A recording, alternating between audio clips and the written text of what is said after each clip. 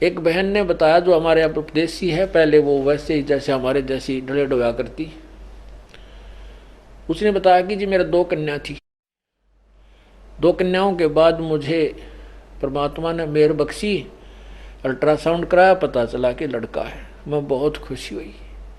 मैं पहले 2 व्रत रखा करती महीने में, हफ्ते में, तब मैंने 4 व्रत शुरू कर दिए। मेरा बेटा बड़ा अच्छा संस्कारी होगा, बड़ा अच्छा होगा, बड़ा पुण्यात्मा होगा।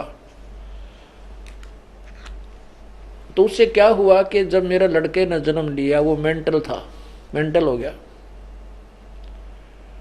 वो कति उसके दिमाग नहीं था, ऐसे ऐसे करा पड़ा रहता था। डॉक्टर ने बताया कि इसको गर्भ में पूर्ण आहार नहीं मिला, इस कारण से इसके अंग विकसित नहीं हुए।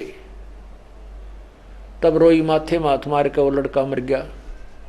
साल 6 महीने 2 महीने 4 महीने 6 महीने बाद मृत्यु होगी।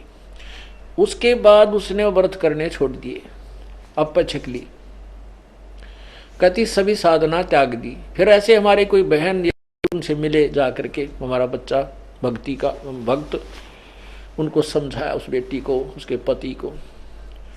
वो फिर हमारे पास आई, करौथा आश्रम में, उसने उपदेश लिया।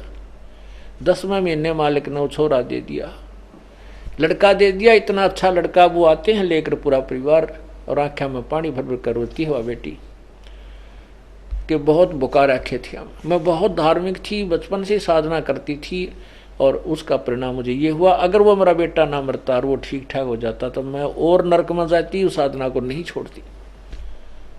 ठीक है, उस पुत्र ने मुझे ठीक दिशा दे दी। मैं यही सोचती हूँ, परमात्मा मेरी आंख खुल गई। तो पुण्यात्मा, ऐसे मनमुखी साधनाएं करने से हम हानि उठाते हैं, लाभ नहीं।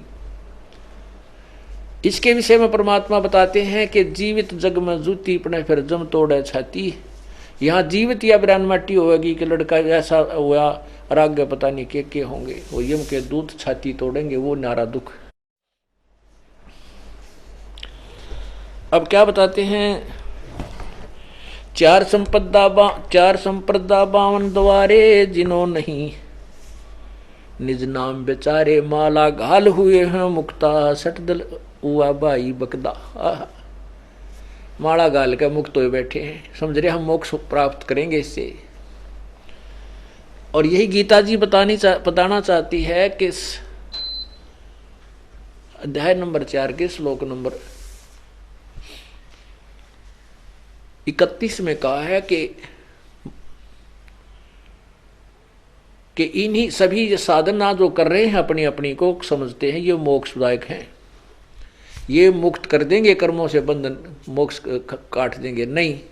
तो यहाँ परमात्मा वही बताना चाहते हैं, 4 संप्रदा 52 द्वारे, जिन्हों नहीं निज नाम बेचारे, माला घाल हुए हैं मुक्ता।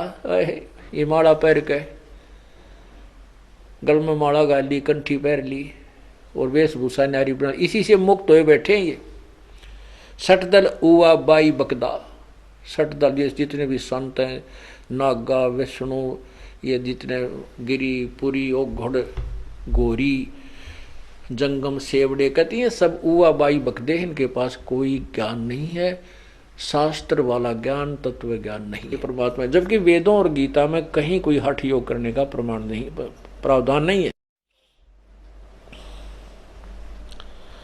ये इसके विरुद्ध जैसे व्रत करते हैं, गीता जी अध्याय नंबर 6 के श्लोक 16 में स्पष्ट मना किया है।